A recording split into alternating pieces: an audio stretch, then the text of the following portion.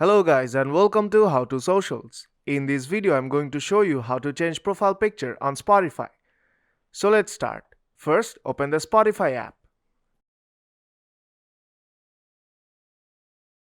When you open the app, on your home screen you will see many suggestions of songs.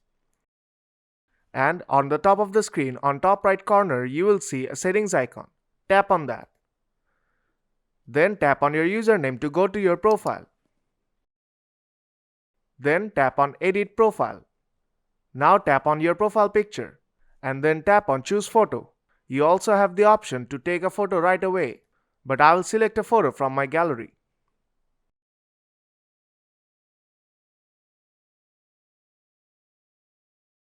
Now I'll just quickly select my photo and then tap on Select.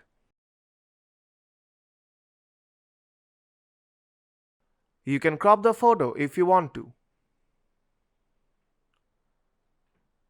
When you are done, tap on Use Photo and then tap Save on top right corner.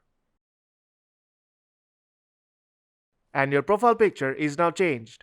So if this video helped you out, then don't forget to leave a like and see you in the next tutorial.